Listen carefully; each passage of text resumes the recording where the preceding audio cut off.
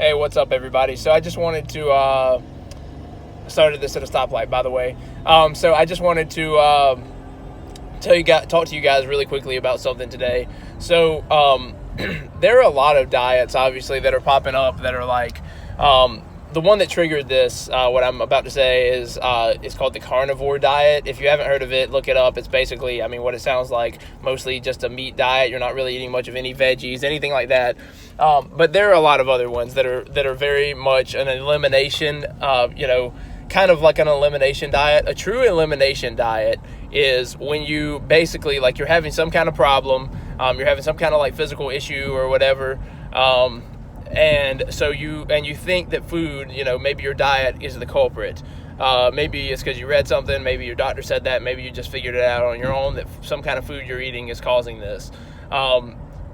In a typical elimination diet, what you would do is you would, for a period of time, you would eliminate all of those things, anything that you thought may be a culprit. So let's just, for this video's sake, say you decide to eliminate anything with added sugar. You decide to eliminate dairy products. Let's just say you eliminate those two things.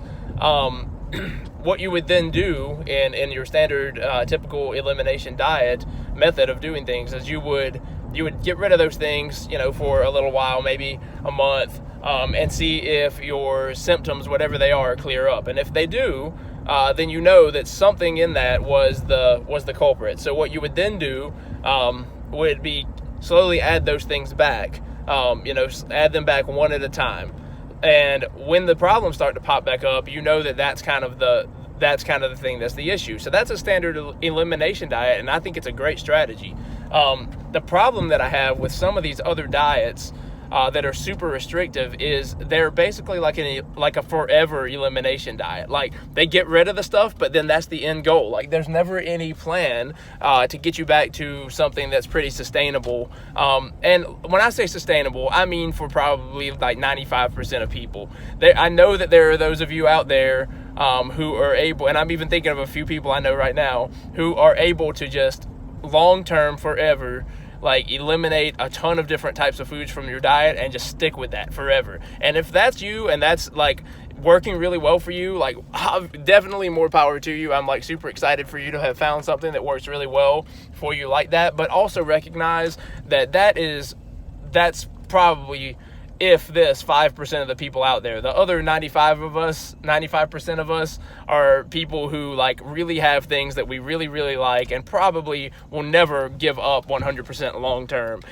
So that being the case, this standard elimination diet type thing is not really that great of a plan for most of us, with the elimination being the full, like, the final goal. So what I would recommend is try, unless you're one of those people that just works for, stay away from these diets that are trying to get you to just eliminate all these different things long term, forever, because what that does is that sets you up to feel like you failed when you inevitably give in and have that thing. You know what I mean? And I've said this before, we've got enough things in our life that make us feel like we're not doing good enough. You know what I mean? So don't build more of that in. I would encourage you to, if you're going to do the elimination diet, do it how I first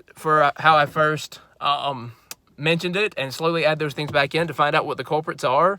And there are some things, if you wanted to forever eliminate added sugar, that's cool. Do that, because there aren't a whole lot of, it's not as bad as most people think, but it's not something that has like health benefits, you know what I mean? If you were going to eliminate something forever, make it something like soda or candy or something like that. Don't start eliminating like fruits and vegetables and all like grains and all this stuff forever. That's just my 2 cents.